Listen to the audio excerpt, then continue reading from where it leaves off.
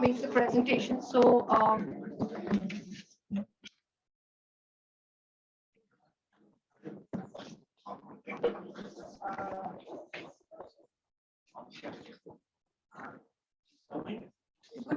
yes, I'll just good afternoon, everybody. We are in the technical session 4 now, and this is potential of FRA in improving the livelihood of forest dependent communities. So we have been talking about livelihood for a while in different capacities and in different in convergence. So this is a specific session to focus on that, and we'll discuss the potentials of FRA in improving the livelihood of forest dependent communities with respect to cases from 3 states and convergence mechanism which can facilitate this. We have with us Dr. G.B. Panda, Senior Advisor Social Justice, former Senior Advisor Social Justice, and G.B. Panda sir has MPhil in Sociology and Anthropology and is involving research and fieldwork, planning, policy formulation, and evaluation. His area of work included gender, children, PWDs, drug and substance abuse across various ethnic communities. He has also been special rapporteur with National Human Rights Commission. Sir, over to you from here. Thanks. Thank you. Now the session is a very critical one, and since the ultimate objective of FRA is to see and ensure the tribals who are struggling to survive will live a life as a normal person is required. So FRA comes a way, but before I go to FRA, as a preview to the simple, I must give a little background to the FRA, how the genesis of it. When I was advisor, like in 2004, 5, 6, in our Planning Commission, this act, before the act comes, there is a cabinet note move. Then after getting the cabinet note approved by the cabinet, then that is placed in the parliament as a bill. Then when it's passed, it becomes an act. Believe me, this particular forest right act as a cabinet note was started from the Ministry of Environment and Forest. So it's very interesting that talking about tribals, this note was moved by the cabinet of the Minister of Environment and Forest. And the key word that is highly repeated, sensitively as required, is historical injustice. So when the Forest Department says that, it's a kind of a confession. So then when we wanted to link the objective of the act is to protect the forest dwellers, essentially mainly the tribals and others who have been living there. And believe me, those people who are not tribals are living there have been there during the British time. The British sent them, put them as a colonies inside the forest to defend the trees and get the forest. So essentially their presence was to deforestation. Now the pull into FRA is for forestation. So this is some kind of I will leave it, this is worth it. And now the act has been thoroughly discussed before it was conceived and also after it was in the draft stage. And believe me, every aspect that we have discussed last 2 days has extensively deliberated upon when this act was, formulated and it was drafted. But nonetheless, Now, the reason for getting the act to be discussed at this stage is very critical and vital because this is at the stage of implementation. So implementation is intended to get the outcome what the act is directing for. So I won't go into details because of the process time, let the other speakers time, but I thought that I'll share that the giving land the settlement, it is both settlement and their idea. And once the land is given, and I to a particular person as a traveler or for what will he do? What kind of land he gets? Where does he get? All these questions arise. The job is not over after he is given the land.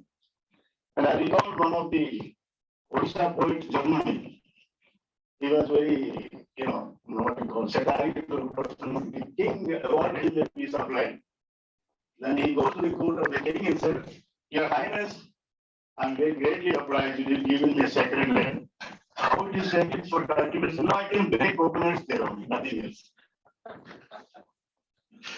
So that stage should not come here. If you are giving a piece of land, you are not giving him a problem. You are giving an asset which provides to help him to bring about improvement in the life situation which is otherwise very challenged. So, like yesterday, Neeraj talked about displacement and many other things that we have been talking. I have been dealing with this from the 8th plan onwards, it was from the planning commission ended.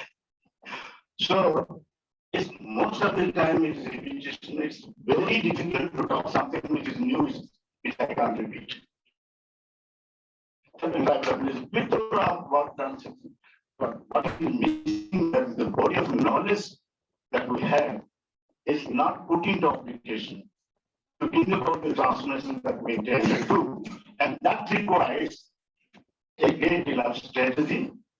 And it's like game theory. Game theory is what a player, football plays, he acknowledges how the other plays. He doesn't play on his own. So we have to see various circumstances. The main,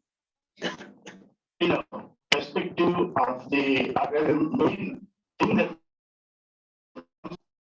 what is forest department? Forest department is a territorial department. It has a territory, which has all these species and biodiversity, everything what have you. So, when you have a department which has a territorial rights, general विस्तार में उसमें उनके सार्वभौमता में within that you have a tribal, a helpless tribal is treated like any other species in the ecosystem. So if that point has triggered even the forest department, that's why they use the word historical injustice. Yes, we are going to manage an ecosystem, but it has manage an ecosystem, sustain it, improve it without taking the tribals in the account because they are part and parcel of the integrated ecosystem. So that's how this act has come. I mean, that's the big profile, just giving this is how it happened. Now, we have gone through different aspects of the act as to how much progress it has made, both quantitatively and also how progress is made without with difficulties, and how much progress is made which has achievements.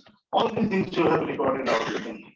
But the critical point comes that can we establish ourselves the achievements and the outcomes in a qualitative terms. Quantitative, you quantify number of things and make cases, number of size of land distribution, all these things. But qualitatively, we can't put a hand on our chest and say this has improved the life situation of a tribe. Because we have not developed a kind of a systemic way of studying that aspect. Now probably we have not attended to that aspect in a focused way. Okay, okay. I just will take 1 minute only, and then I will pass on to. Now, once the land is here, that is any kind of a piece of program we are giving to him. And then, how do we ensure that his livelihood is not only sustained but improved upon as it should be? Land-related things, seedling, developing the land, irrigation, depending on the soil condition, everything we have to plan. That has to come through canvases of a particular department which is mandated to do so. So irrigation department, so on and so forth. And forest, and because this is forest villages, are also historically deprived of the general developmental programs as a revenue place. How do we dovetail these programs so that they reach to the doorsteps, not that the tribal or forest villages who are far thin and far widely distributed, how they can reach them? So our intent should be not only convergence of across the social and economic developmental sectors, sectoral schemes, but also see that how these benefits are the services reach to them in a such a way that they can really benefit from it. It's not that they struggle to achieve that. Mind you, tribals are very difficult, especially because they have, because we have a language very strong. They don't understand our language. Neither do we. We try to understand their knowledge and their language. There is a wide gap. And in this situation, you have to have a develop a very essence hearing and knowing about them. And that is possible when you reach them. And reaching them would be like each village or micro development project that we can see as to what should be like a generative. A project should tell what they require, what they lack, and what are the programs that are attending to, what programs should be new to be changed, this should be done. And luckily, we have a strategy. What's the not offered, what's the person, tribal supply. Tribal supply is essentially nothing but all the sectoral programs and benefits focusedly for the tribals so that they are not bypassed. So in this context, that what we ultimately have to achieve in that the likely fourth session of the thing that how do we ensure the life situation of the tribals improved. Although all the background things we have and programs and everything, but is a greater strategy, greater mind, greater mechanism, greater effort. And in a way, yesterday someone was talking today or something, there is no personal officer there at the grassroots level from the tribal department. So that should be ensured of, and the ITDP should be wherever it is possible to be roped into. So many things will emerge at this number. At this stage, I won't take much. To begin with, I invite Sri R.K. Das, OC, ST and SC development of Odisha. I have no doubt that being working in the tribal development and now great experience being with the tribals and tribal areas, but also gain a great deal of knowledge who can share with us in the context of the our livelihood project. Thank you.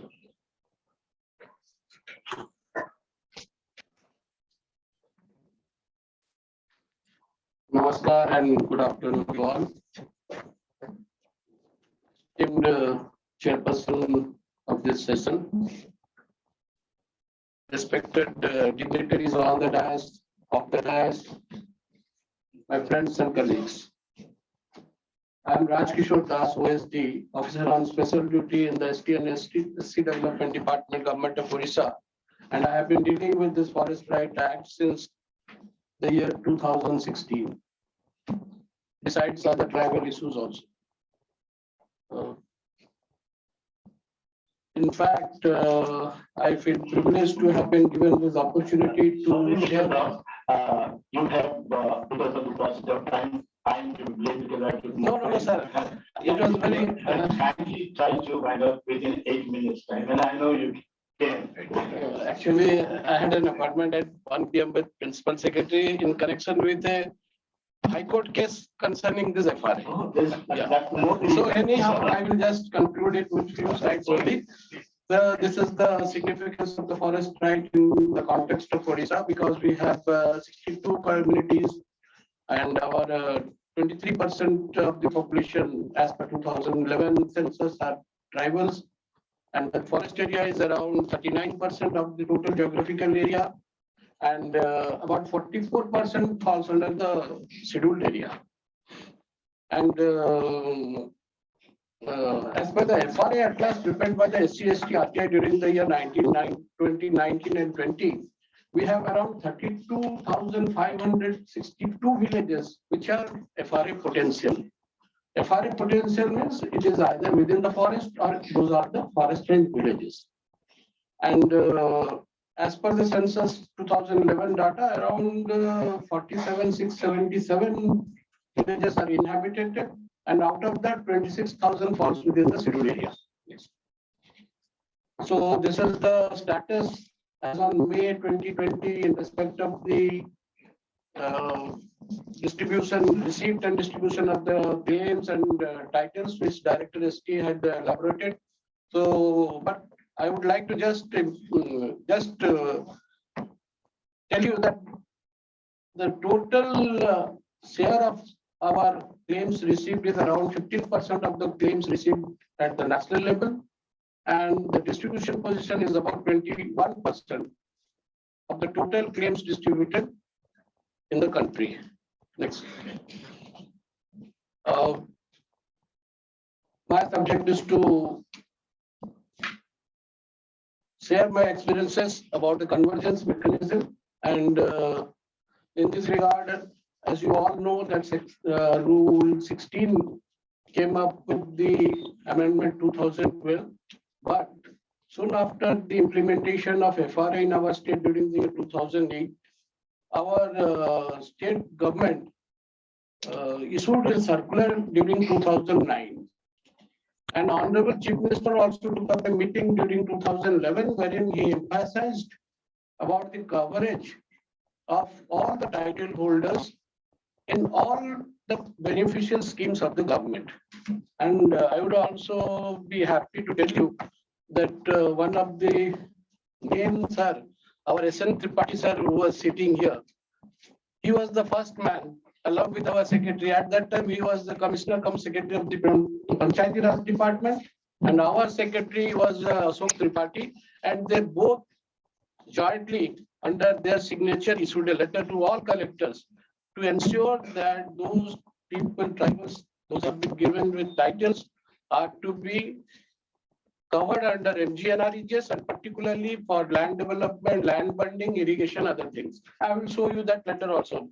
Sir has left and he will be coming after that. And we are very obliged to him also for that. And those are the letters which we have issued our Chief Secretary. First time. So, even our Chief Secretary during 2011 issued instruction to all the collectors. This was the letter, government letter issued by SN Tripathi sir and AK Tripathi sir, wherein all collectors and all PDDRs and PITDs were impressed upon to ensure that land development, horticulture and everything, those are given to forest right title holders. Even all the guidelines and circular which we have issued in our state, you can access those things in our department website under the icon FRA. And those letters you can now see, those are the innumerable letters, but the important ones have been only cited here. And the second letter also the Chief Secretary which issued, wherein how our Chief Minister was so eager to ensure that the title holder get those benefits through convergence. Then I will go to the implementation strategy, sir. During the year 2016, we issued a comprehensive guidelines on how to cover those title holders. And the essence of that guidelines, which was issued during the year 2016, those are the year that the district level convergence committee are to be ensured, and FRA title holders wise plan has to be met by the WOs, welfare extension officer, and other panchayati level officers, so that the need could be assessed and that could be placed in a plan. Then Gram Sabha plan has to be met, then district level plan. After the formulation of district level plan, they send it to us and we get it approved. Those are the strategies which we adopted at that point of time. Next. Those are the joint initiative which I was telling you. We have been regularly interacting with the collectors, wherein Secretary of the Panchayati Raj Department, Revenue Department, Forest Department, as well as our department conducts the review meeting through BCs. It was earlier it was quarterly being done, but after Corona, only 2 meetings per year are being held under the chairmanship of DC committees. And those 2 important letters I have cited. Besides that, during 2021 also Panchayati Raj Department also in the state level convergence meeting, which was presided by the DC, they have adopted few decision in that, wherein how to cover those left out FRA titles were emphasized upon. Next.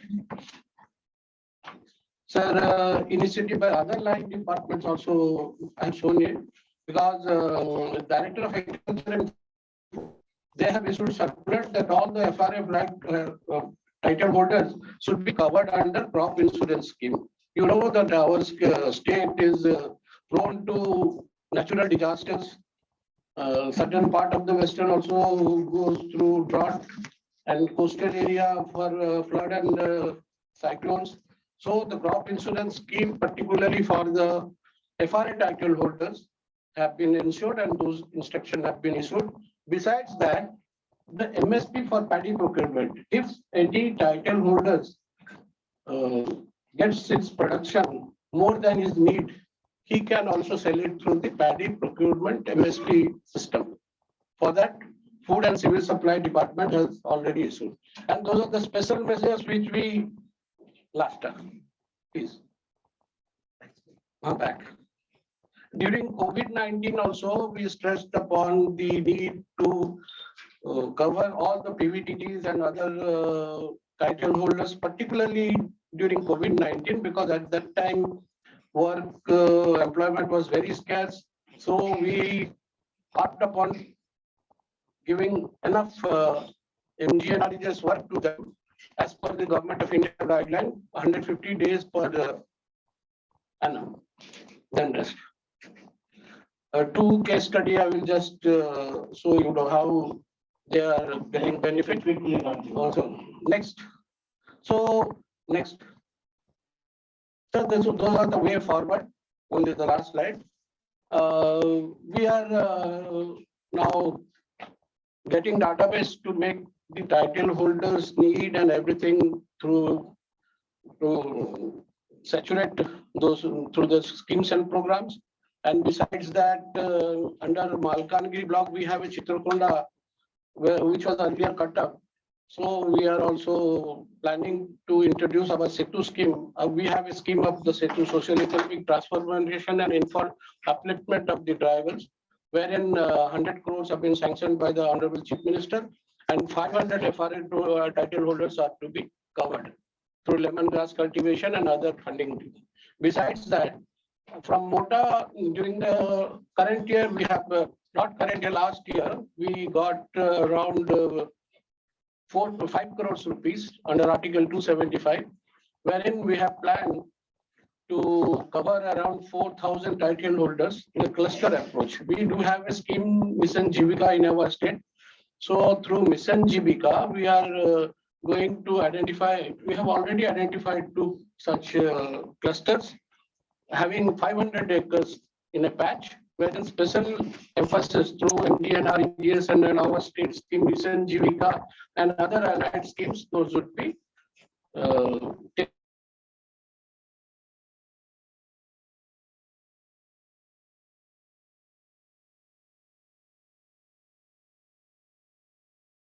taken to the finance and planning department, and on 13th chief secretary would take up this meeting about a new scheme known as Mission Jungle Jami Adhikar. So those are the steps we have taken and the way forward which we have been planning to do for the next 2 years. And this is all. Thank you all. Thank you, Mr. Das. It's a wonderful presentation. We're reading about. Okay, I'll be speaking about you without you. So he has presented the state Odisha state government's approach as to how they bring about various schemes or various sectoral schemes and don't take the good program. So demonstrably they are doing good and you have it, and we have quite a detail about certain schemes are specific to Odisha and there are other schemes of the general nature. So like the omnibus schemes could be broken into specific schemes, could be divided as it would be required and suitable to the the state specific area specific party. Now, may I request Sri Amrish Mehta. The Amrish Mehta is a trustee of Vahini, a voluntary group working in the tribal areas of Gujarat from 1981. From 2008, he has been working on issues relating to proper implementation of FRA in tribal issues of Gujarat. He has trained and helped FRCs and Gram Sabhas of more than 250 villages in carrying out GPS surveys of the claimed plots of land and preparing, interpreting maps and statistics. It has led to approval of thousands of claims that were initially rejected only partially approved. So this is the background of Mr. Mehta. He speaks of it, that how much he is involved in the FRA taking. My question is. Thank you so much for this opportunity and to present our learnings on the impact of FRA in Narmada district, Gujarat.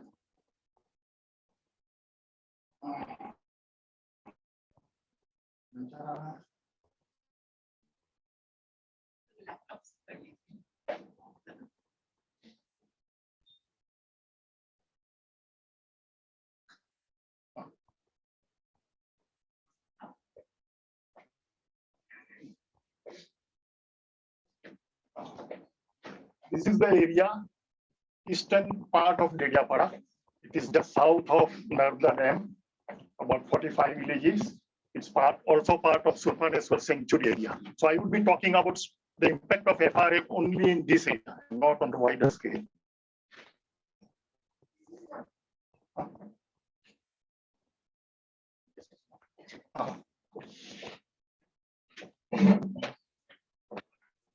Yeah.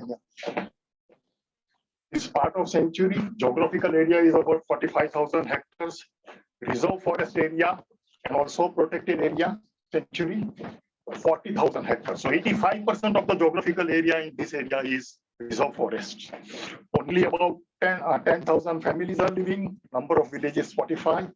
Private revenue land is only 3,000 hectares, less than 10% of the total geographical area. Next. Population is all tribal. FRA implementation, 95% of IFR claims approved. Area approved also good, 1.9 hectares per claim, which is almost whatever they had they have been cultivating from 2005. Earlier approval area was less, only 1 acre, 1.5. and now they have got titles for 1.9 hectares. CFR rights approved, CFRR rights approved, 100% for total forest area. How this happened. This is one of the very few areas that both IFRs and CFRs have been approved in such a proper way. Mainly, the FRCs of these areas started using satellite GPS surveys and satellite imageries. They did this because they came to know that the state government is going to use it. So they started using it as a trial, how it works and whether it would be helpful or not. They found it to be very helpful, and so they used it on a big scale. These were independently verified, and in most of the cases, Gram Sabha recommendations have been approved by the state government. Next. These are the figures, totally figures of partially approved claims, total about nearly 3,000. Gill Foundation has also recommended those claims. Area initially approved was only 2,000 hectares. Now, after this verification, 6,800 hectares have been approved. Pending claims, 8,000 hectares. And so almost 90% of the claims have been approved in this area. Next. So, in a way, this area, what is the impact now? What is the impact of this recognition of rights on the tribal livelihood and on forest? That is the main thing which we would like to focus on. Before FRA, subsistence farming, no irrigation, only basic crops, tur, maize, paddy, jowar, millets. No JFM because of the century. No programs for watershed treatment, also because of the century. Infrastructure development, no progress. No new roads, no old roads repaired, no electricity, no telephone lines. No MFP collection because of the century. Bamboo cutting allowed by a paper mill. Although it was a century and people were prohibited from collecting MFPs, bamboo cutting was allowed, and a lease, 10-year lease was given to a paper mill to cut and take away the bamboo. This was resisted by the tribals, local villagers, and we successfully prevented this to happen. And for 10 years from 2001, the paper mill was not allowed to take bamboo from this area. People were alienated from the forest. Now, as soon as people started getting titles for the land, the first thing they did, started improving their own lands with their own money, without waiting for any government scheme. Land leveling, farm bonding, digging wells, tube wells, installing solar pumps, diesel engines. Solar pumps, they got, and the main approach has been to bring low slope lands without very low slope lands under intensive agriculture, irrigated agriculture. So they level the land, they have shifted from sown paddy to planted, transplanted paddy, which has increased the production. And also they can take 2 crops even without irrigation. That is one thing that has happened. Another thing, and on high slopes land, they are growing mango, bamboo, and other trees also, tea trees also. This is happened. Next. This is a survey of about 1,000 farmers from 15 villages. 694 carried out land leveling at the expense of 170 lakhs, so 1 crore 70 lakhs.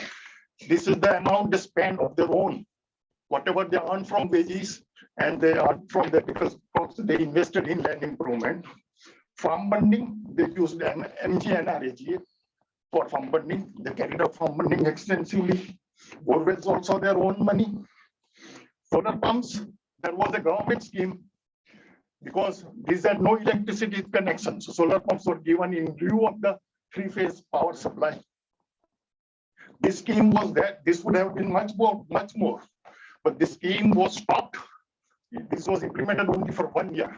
And in 1 year, about 90% farmers got this benefit of these schemes. Otherwise, they are using single phase pump motors and other things. Dairy also a lot of money and their own money.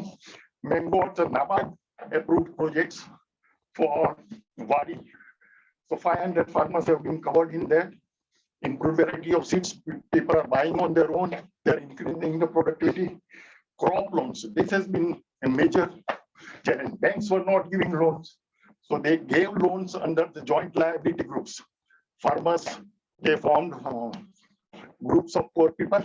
They started, we had to fight a lot for this, but eventually about 700 persons got GRA loans. So they are getting loans of 50,000 rupees every year, which they are investing in land development. So this is,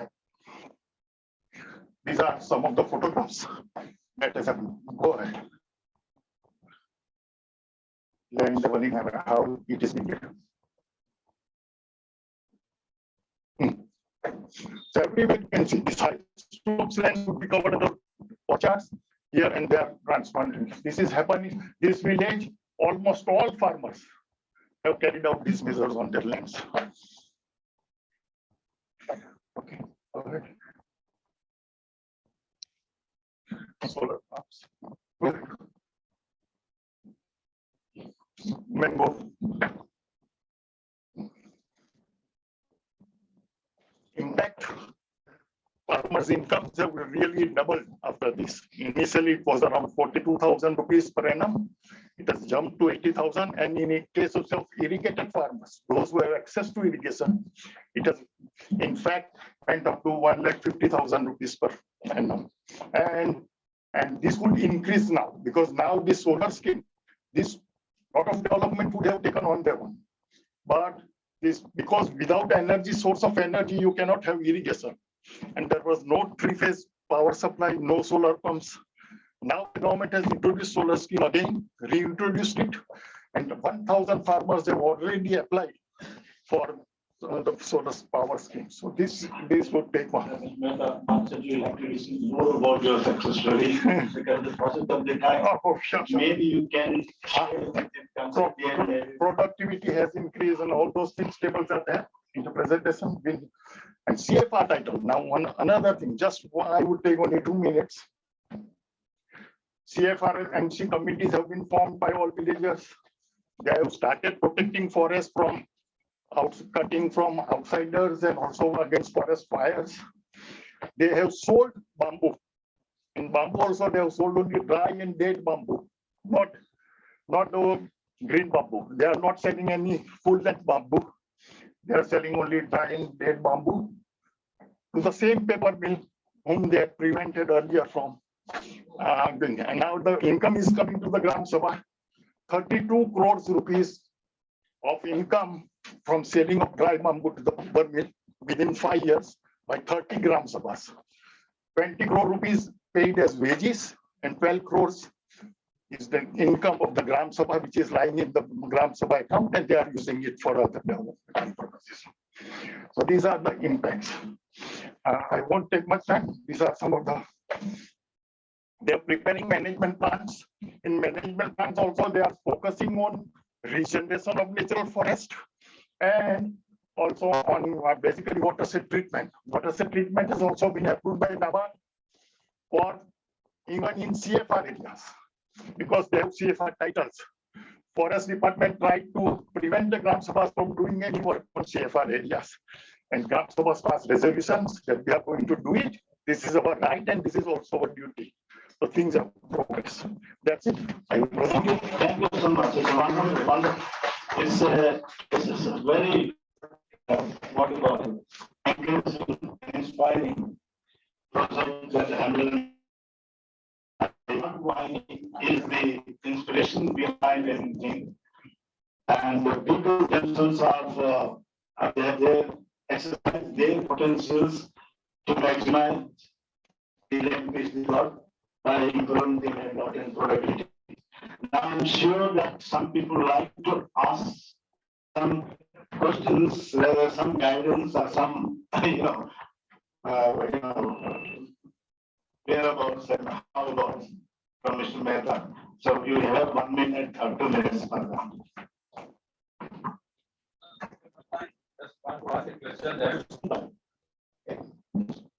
I want to ask a question to you. What was the ring mechanism of earlier the land recognized was less? And what was the new mechanism after which this land recognized up to 2 hectares? Basically, we are able to hear you.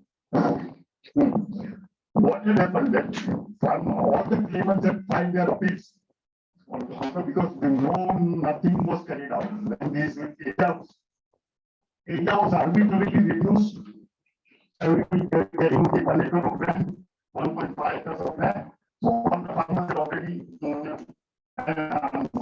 appealed against the decision and asked for the relief. Then after the water several elders, after the government was reviewing these things, so it was decided that big question what is the proof that you are cultivating same time because in 2005 that was for that is several images. We have carried out GPS survey, we have overlaid the GPS boundaries on the satellite images of 2005 and say that whatever is there in 2005 you have to read. And this so this review through satellite imagery was accepted not only for pending and rejected claims, but also for partially approved claims. So that's all these claims were whatever.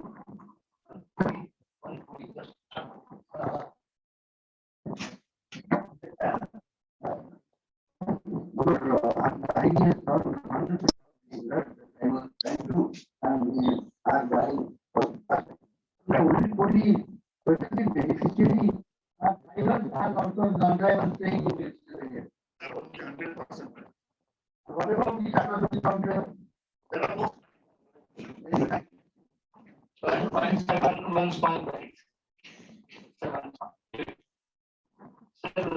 since we have gone for taking up of solar models, so what is the average groundwater level available in those areas?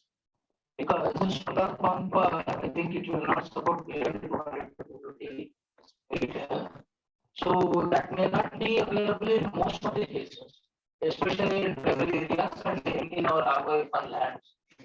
So how come you have gone through and what is the percentage of these kind of sources you have taken up in Gujarat? I won't be able to speak out of Gujarat. In this area, right now, because there was no evidence. All the water coming. This is a hilly area, so not reaching groundwater. That's so overall the situation of groundwater is not going to be very good. And we are also worried that with solar pumps, you can lift only up to certain depth, 150 to 200 feet depth, and later on there would be a problem. But right now, there is no use. This is just the beginning. As the thing, all of that we want to we might be so we have to basically what we are focusing on is that you complement this by policy treatment first. Okay, sir, this is too technical. Many people are really concerned lost. My last question is not a question. This is to the information of all the persons from your side. Look, this is definitely a successful micro area where probably the success story is all about, which can be, with macro implications. Okay. Just tell me one thing. If we believe these facts and figures, I think this is the best in the country as a good practice. Having said that, may I ask you whether it is geo combined effort which has seen this success, or it is only because you and you alone who have pushed it forward and have resulted in this. Very briefly. Briefly, it would not have gone ahead so much without government participation and without government's recognition and appreciation of the work that he and the tribals have done. The main reason which I want to call is that the rights are so important. You recognize the rights and people themselves would carry out and take measures for their own development in their own hands without the absence of any convergence mechanism. Okay, that's the bottom line. That's the bottom line that you said rightly. Now, next we move. Before I go to the, I apologize, I forgot to turn on the page, and then two more participants up there. With apologies, I also need call upon later call upon Dr. Pujivali, Special Director, India, and Professor for sitting next to me. After this. Now, may I request Manoj Chauhan? Dr. Manoj Chauhan is with the UNA and provides technical support to the FISL of the Chhattisgarh government. And the UGC edited their program on the impact of anti-poverty programs in Odisha from Sambalpur University. He was associated with the National Forest Rights Campaign for Survival and Dignity, and coordinated the CSU Odisha for about 10 years. He worked as a senior campaigner with the Amnesty. He has been involved with the national and international level NGOs and has undertaken studies and report on FRA 2006. During the last 15 years of his work experience on FRA, he has conducted several training programs on different stakeholders on FRA 2006. May I request Dr. Manoj? Thank you so much, sir. Respected chairs, dear friends. In fact, I have 6 slides to show you, and in this 6 slide, I am going to, in the first slide, I am going to share my kind of. Will have 1.5 minutes. yeah, definitely, sir. So I'm going to share my kind of in the first slide the learnings that over a 16-year journey of forest writer. So just going ahead. Just what I'm trying to see, and everyone sitting here, we have been trying to understand what FRA exactly is and what it ends at. So just I would like to read out it. FRA, what I believe and have been working over the kind of thoughts. FRA Gram Sabha. I would like to again remind you all that Gram Sabha, FRA in every aspect, FRA had, Gram Sabha has been the soul of FRA implementation.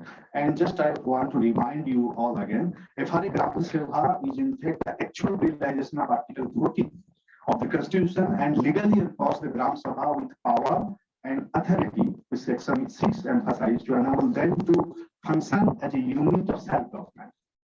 Now, which have been power to govern its people and resources, and for this can make laws, execute those laws, and punish those who violate it. Section 9, I want to emphasize on Section 9, when we consider Gram Sabha as the authority, so Section 9 says that every members of the authority refer to the Chapter 4 and every other officer exercising any of the powers conferred under Section of the Act shall be deemed to be public servant within the meaning of Section 21 of the Indian Penal Code, quote unquote.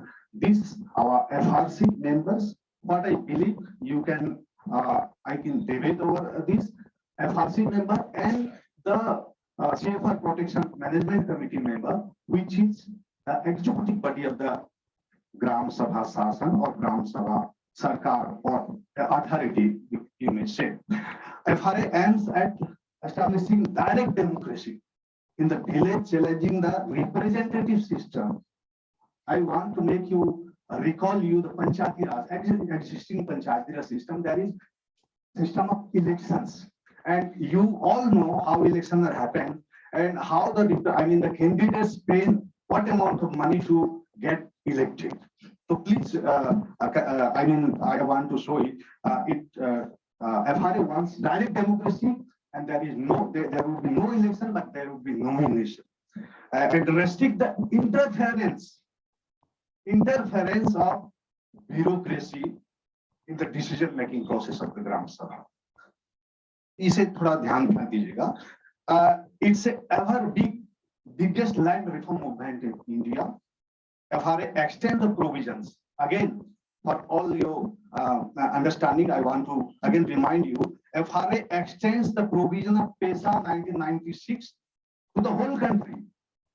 And if FRA makes Gram Sabha authority over the forest land, do we think it's not a authority over the community common land residing, in the village? So we have to understand, and when we are planning for a kind of CFR protection management, this revenue common land which is falling within the CFR area would be inclusive in our CFR protection management. FRA not only contradicts all forest wildlife law which restricted community rights over forest, it redefine, extend the village boundary, but also supersede over all these other law which sections 41 Somna has and from yesterday we are discussing. The biggest objective of FRA is to conserve forest, to check further encroachment in the forest and community land, including revenue common land, and guarantee compensation those losing land in the course of development. This is my understanding built over the 16 years of my journey of forest protect that I wanted to make you clear. Now provisions under it already we have discussed there. The Gram Sabha, the preamble.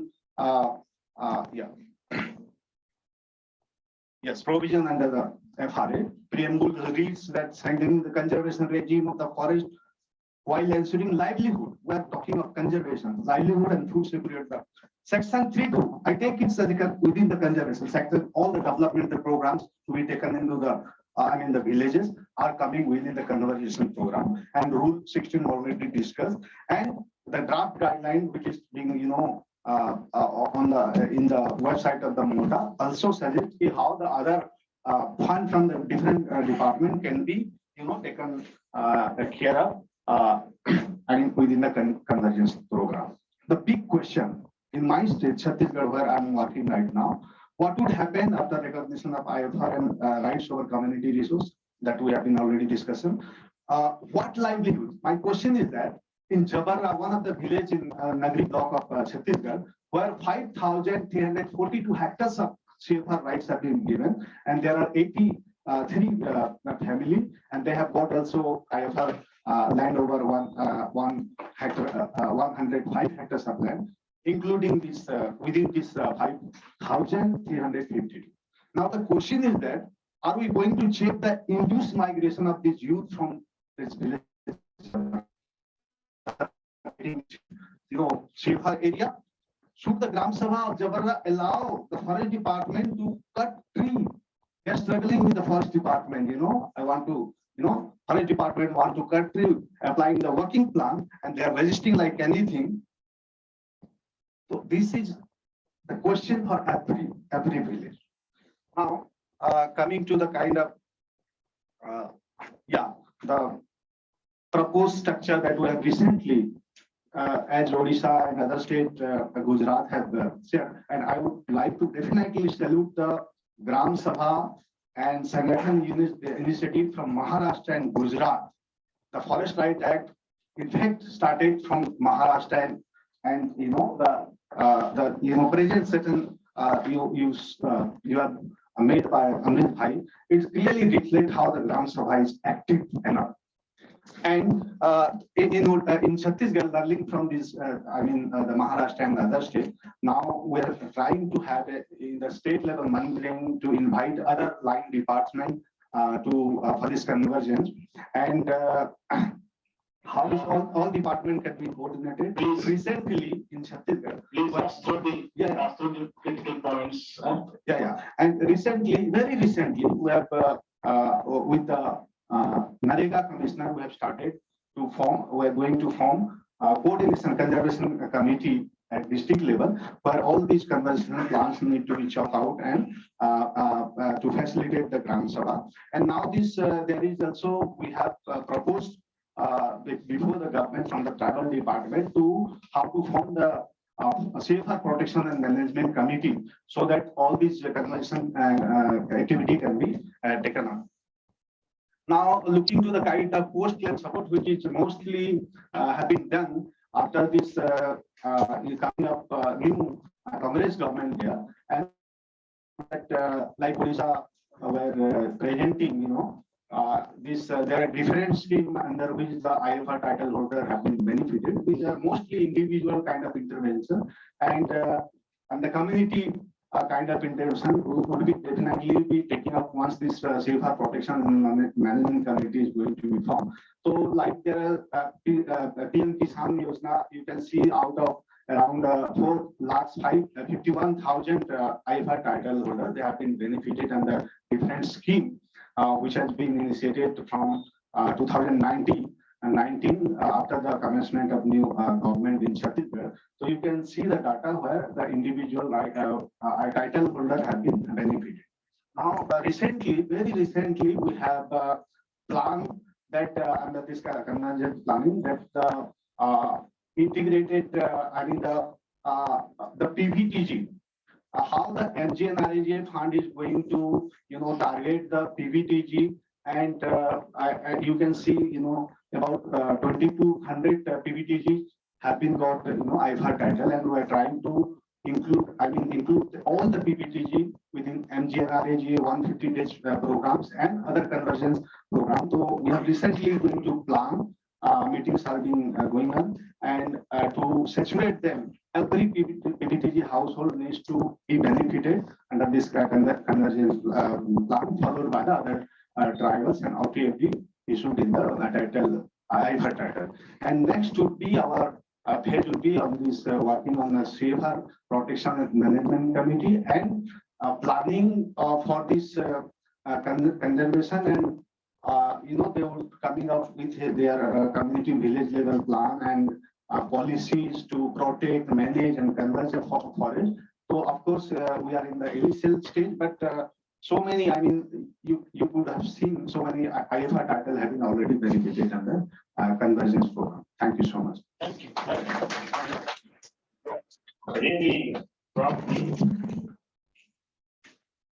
Gram Sabha expected this sort of the program, and also other important expected how PESA and FI are very complementary but directly. Thank you very much.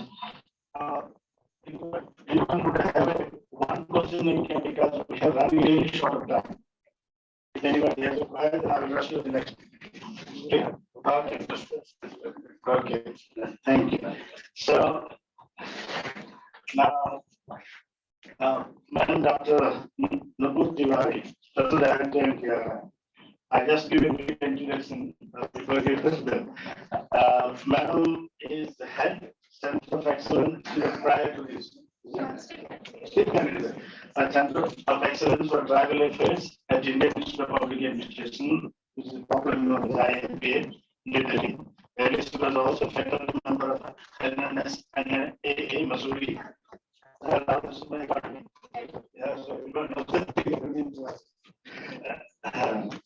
She has done short term in other institutions as well. Her current research interests include tribal policy and governance, tribal development administration, rural development, Panchayat Raj, gender issues, and public policy. She encompasses all the things that we need. Please, produce.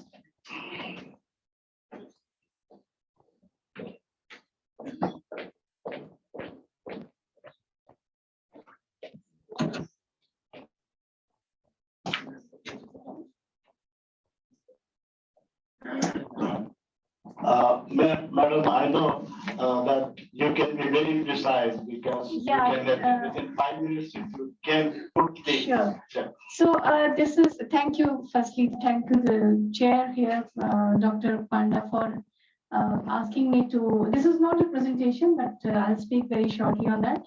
And also thank you, Professor Ota, for calling me here. Now this, after long deliberations, and also yesterday I was supposed to speak, but I couldn't make it.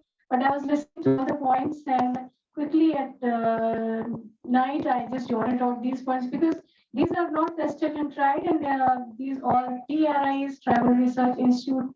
What we can think of or what we can emphasize is just proposed maybe intervention on these issues.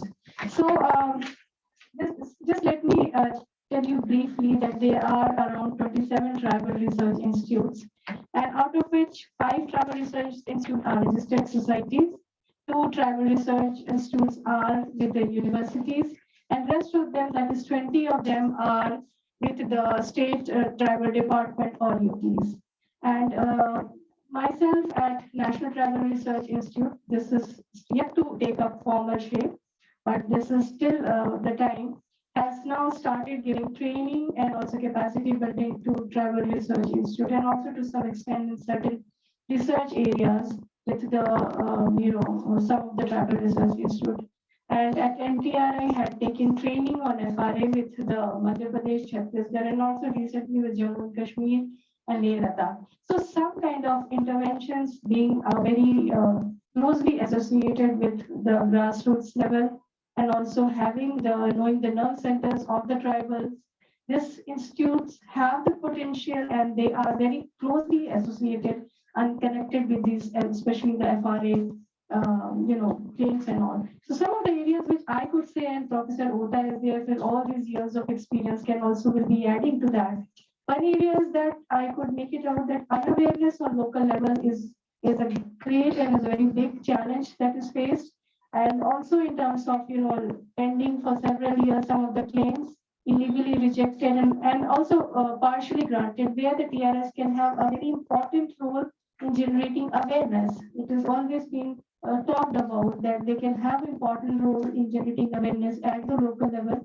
And since, as I said, they are the nerve centers of connecting with the local, especially the tribal people.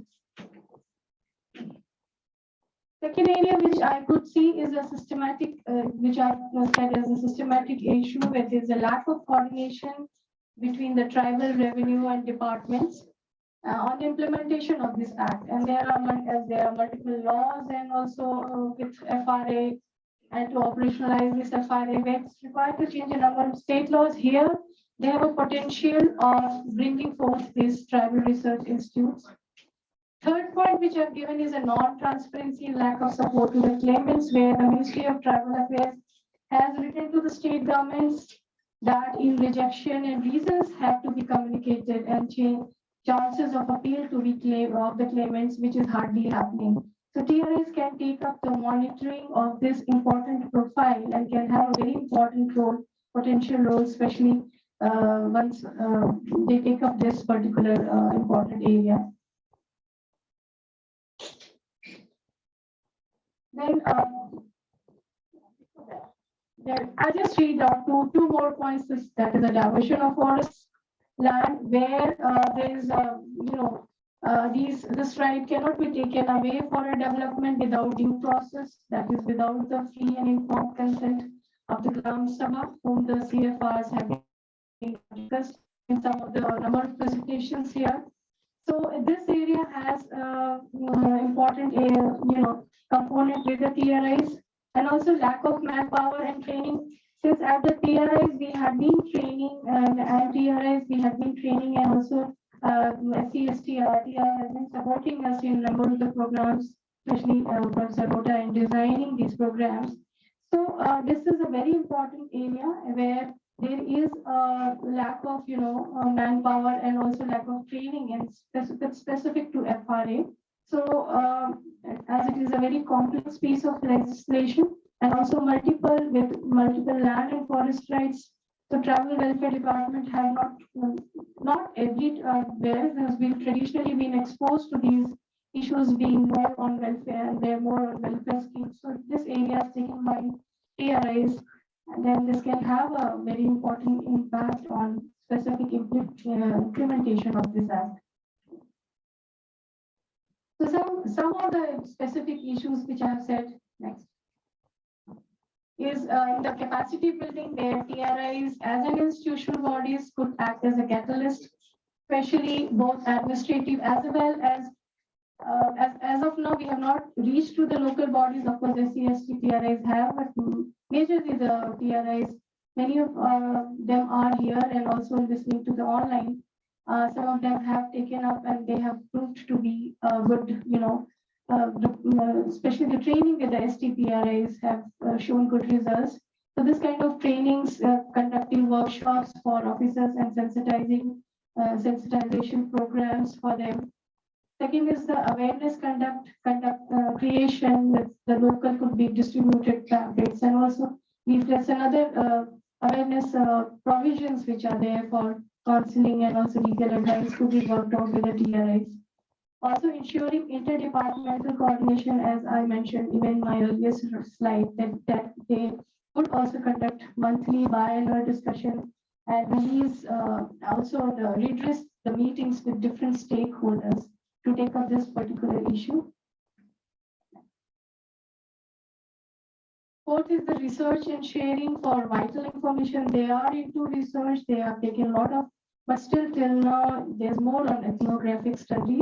But if some kind of, action research is also taken on number of issues, as Professor Gupta also knows that he had been sitting on number of reviews of these TRIs, that this part is specifically to some extent lacking. So some interventions, the deep interventions here is required, and also to highlight the case studies and best practices, which can further contribute on the evidence-based policy making.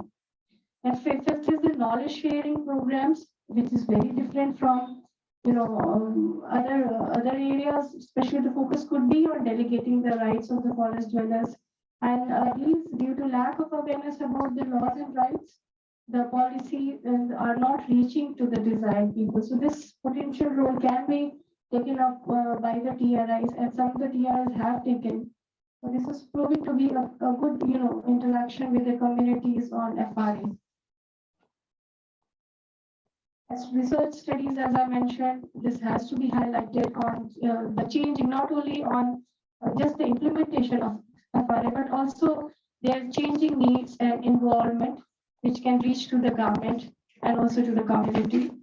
So this trust area can have important impact, and also involvement of TRI with the tribal communities, as I mentioned, that the TRIs could conduct monthly and discussions, redressal meetings, or visit with the village level communities. They can also spread awareness about TRIs too in the communities. And some Gram Sabhas may not have the capacity, as there were two presentations on the specific role of Gram Sabha in this proper implementation of FRA, where this capacity lack, which is there, can be taken.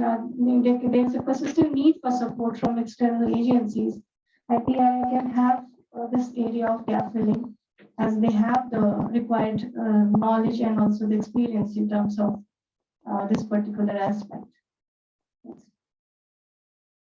So I was also going to this the citizens report of Maharashtra, where they have talked about the collective action from the grassroots level, and it's not only coming from the top, but also the basic responsive way of doing it also from the grassroots level, where they can be very collective action can be taken up, and the pressure from below or willingness on the part of social mobilizers, these kind of genuine concerns on the part of officials and also environmentalists. This role also can be taken by TRIs in future for developing this pressure points from below, and also bringing up the pertinent issues which are there. Yeah, so the framework can possibly be bringing together various stakeholders, having a discussion with them, identifying the hurdles against the implementation on FRA with the grassroots level tribal communities, identifying and bridging the knowledge gap, facilitating the learning from the experience in different states, and also having a more working as a depository of all this information for the policy advisory role, and also facilitating the implementation of FRA by working with different government departments, and observing the implementation to see that it is leading to a sustainable use of forest resources. So these are the 5-6 areas which I could see out of all these discussions that TRIs have a potential role in future. So thank you. Thank you, ma'am. You have rightly highlighted the important role of DRI. And this is very timely because now you are heading the DRI. So it's a direction coming from you more or less, so that the DRIs now need to make themselves relevant. So that's it. So that's what it is. So they become a think tank and in guide to the government agencies who are working for the tribal liberation. Good government. Anyway, next speaker. I didn't know. Do I need to introduce it? I don't think so. Anyway, this goes with formality. Dr. Akka, to begin with, is a good friend of mine. So, then he's the director, special secretary, SCST, RTI, Government of Odisha. He is one of the most reputed international anthropologists. Has a vast, I may not read this, he has a vast field experience working across the tribals and side and other side, supporting, guiding, and being as a backbone of the government, Odisha government, in everything being done for the tribals, what is everything that is being thought of that this is good tribal, he is the man and brain behind it. Thank you, Dr. Panda. I think you have spoken more than what I am. Well, as of time given me. I'll speak in 5 to 6 minutes. I won't take more than that. You see, as rightly said by my previous speaker, Dr. Tiwari, there are 27 TRIs in the country, and most of them are in very nascent stage. At least 10 of them, and 17 of them are at various stages. They're struggling. In fact, their capacity needs to be improved, for which NTRI was thought of. But let me tell you why TRI was done. TRI was basically conceived in 1953 to act as a think tank for the government. They will provide the input about the tribals. They will also provide training, conduct empirical studies, so that what is happening at the ground level can be known to the government. Because government at their scheme of things do not have much of information about the tribals. That is how it was thought about. And training and capacity building being very important, and empirical research as well.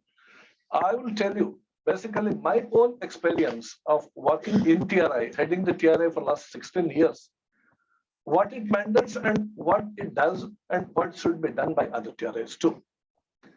You see, what we have done, we don't have expertise on FRA so much so.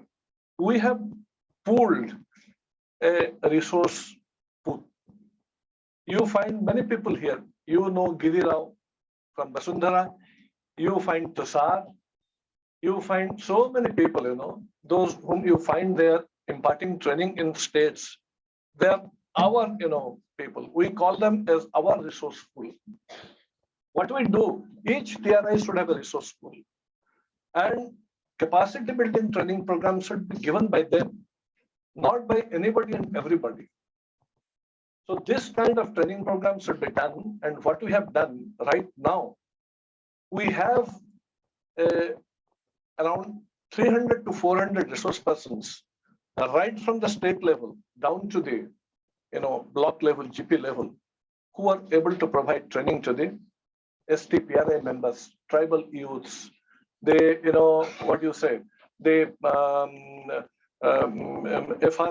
FRCs which have been now done, FRCL which has been done at Tahsil level and block level.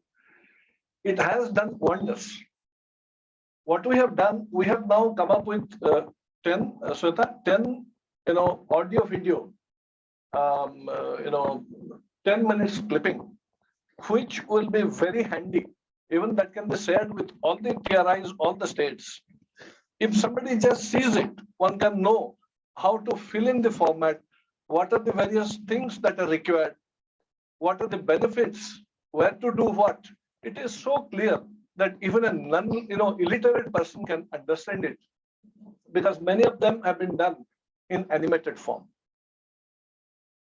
And one thing which Odisha did, considering the fact that many states are non-starter now, or are just beginning to do, FRA implementation, I must tell them that if that is a tribal area and if tribal languages are there, please, by all means, develop the IEC material and the highlights of the FRA in their own language. We did it not today, in 2008, in 16 tribal languages. If Odisha is now considered as number one, little ahead of Chhattisgarh, I'm sure Chhattisgarh will become number one soon, the way they are progressing. It is only because of that, translating the materials in tribal languages and spreading it, across. You see, next channel. You see, another thing is that we have done, this center was identified as National Resource Center for FRA in 2014 by Ministry of Tribal Affairs. And we prepared training materials, training modules, interactive modules. The one you see today as compendium, we did it. And that had a tremendous impact.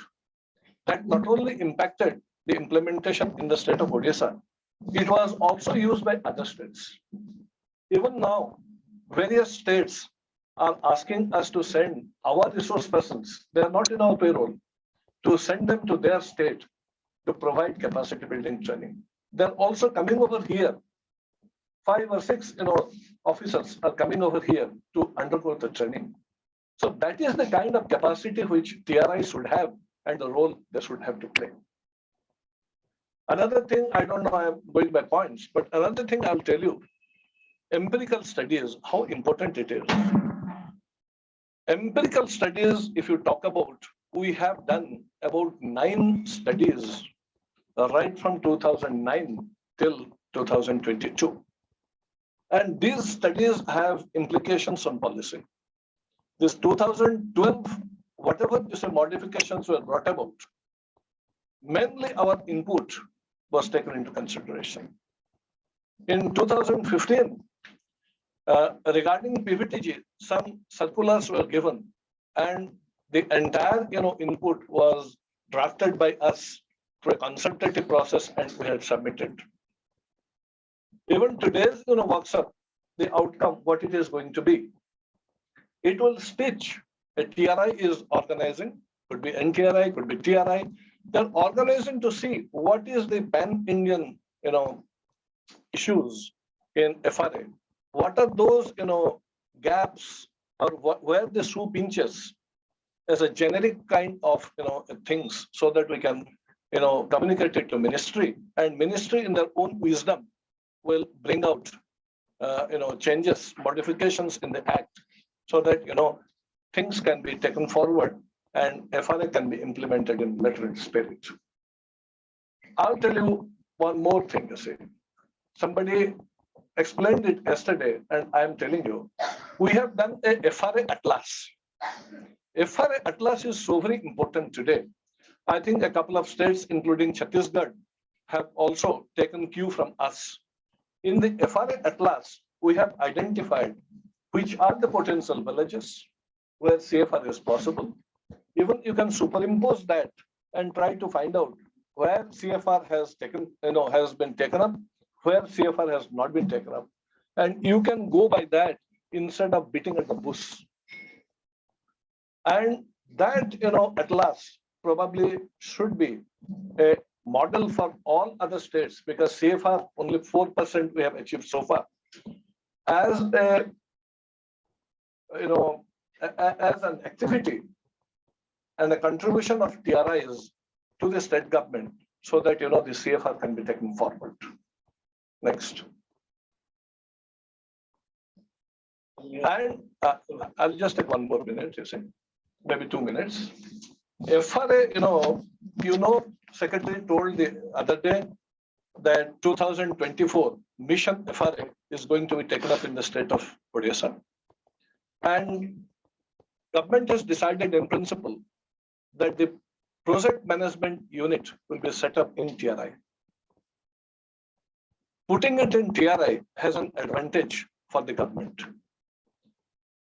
because we have the liberty to consult host of experts, even from the ground level, the tribal community. We can also bring them here, which is not possible at the government level. Consult them and provide prescription to the government as to how to go about it. And consultation is not one time. Consultation should be done at regular interval. And another thing I must tell you, there must be a dedicated monitoring cell, and probably the project management unit also should act as a concurrent monitoring and evaluation wing for the purpose of FRA. FRA, TRIs have a very, very important role to play. And maybe many TRIs will say that we don't have enough manpower. Let me tell you, a single director or a single assistant director also heading the TRI can bring a change, and government can look at them. How? There is no dearth of human resources, expertise around us. We have to catch them, and we have to develop a resource pool. Using their wisdom, I think we can see what is going on at the ground level, and we can certainly advise government to take things forward. It has worked in our case, and it can work in other cases too. So my submission, in our recommendation, since I'll be drafting and sharing it to you, we will make a very strong recommendation to Minister of Tribal Affairs on 3 counts. Number 1, there has to be at least one annual,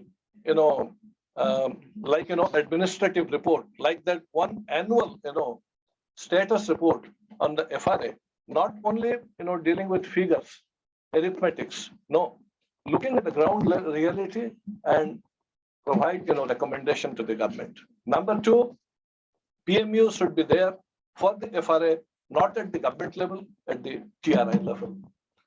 Third important thing is that we should provide training and capacity building up to the STPRI members. Unless you rope in the Gram Sabha and reach out to the last PRI, STPRI member, things are not going to happen. Already 15 years have passed by. We cannot wait many more years. Now, ministry is setting 2030, but I think if you set 2030, it will be 2040. We have set in our scheme of things with a timeline, with strategy, with a roadmap, 2024.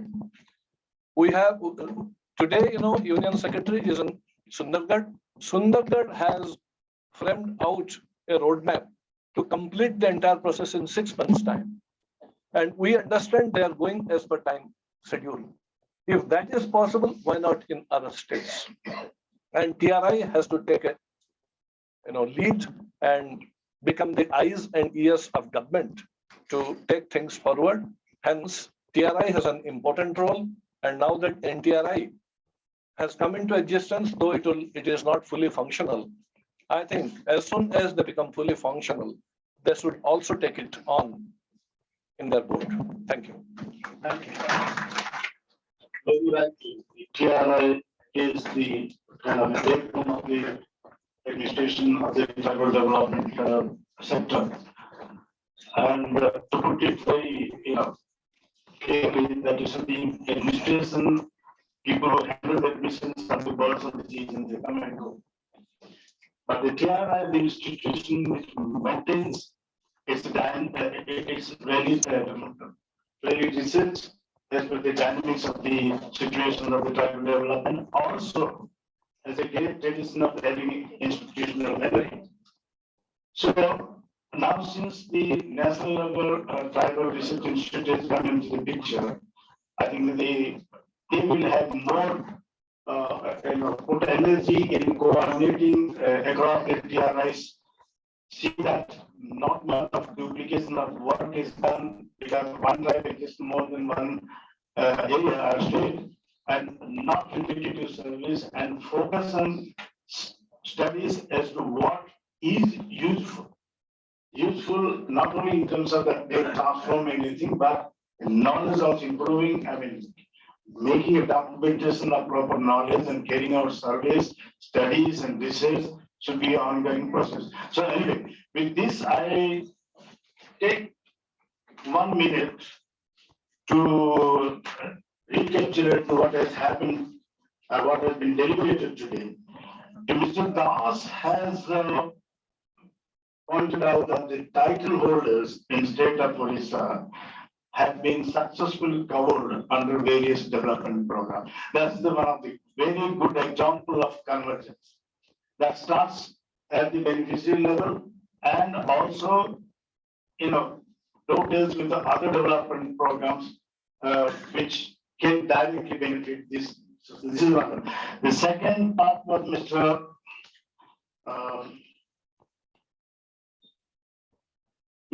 Mehta. I did not talk about. I mean, he has given the success story, and that too is success story which is in a sanctuary protected area, which is even more dedicated in terms of implementing programs. So that is one good story. Not only that, he also explained how the agencies from non-government agencies, government, and the people in the main strong link, they themselves develop if the helping hand comes from the government vis-a-vis from the sector. Mr. Manohara has established that we can't go any ahead without taking Ram Seva. That essentially being the so he has given examples. That Madam Tiwari has rightly pointed out that what is the significance and what is need to be activated so far the tribal research institutes are to be put in a place where they make themselves relevant in the development of the tribals. Dr. Altan, he is heading an institute of a pointed nature. In fact, the Odisha Institute was originally started in 60 in Kolhapur district. Sala bothered him, so they moved to Bhubaneswar. I'm just joking. So, and they have done pointed work. They stand as an example for the rest of the countries of the tribal research system. Recently, the Niti Aayog has submitted a report as to how the tribal decisions needs to be transformed. I was one of the members in that. So that will also maybe taking account the guys come from. Thank you all. Thank you everyone. Add some 2 key points related to what TRS can play an important and significant role. TRS can come up with some kind of indicator documents where you can name and shape, and also you can reward and award the best performing FRA district. Incentivizing them. Madam will be doing that. It's really wonderful. And there are a lot of mining companies, including PSUs, have huge resource of CSR. TRIs can make use of that opportunity. They can come up with their project proposals and see that how they can build conversions with CSR for TRI activities. And also another aspect is coming up with an helpline to help the people. See, setting up an helpline is not required much resources. Tribal STSP commission, not on this. But of course, TRIs can also facilitate in addressing the grievances of tribal by setting up an exclusive helpline centers. And also, in addition to that, outcome monitoring is very important. That's our So monitoring the essential part in madam says that. So social auditing and outcome monitoring of FRA. These are Okay, let's, we have enough food for thought. Not angry. You are again the dharma buffet. You need not tell us, you take it. So you need not tell us, you carry on. So, and now we have another food for thought. Now something's come up for others. So let's go for lunch. And reassemble here, suddenly by 2:45, because we have to wind up things to 20 today. We are very kind. And they will be 2:30. Thank you very much. Thank you very much.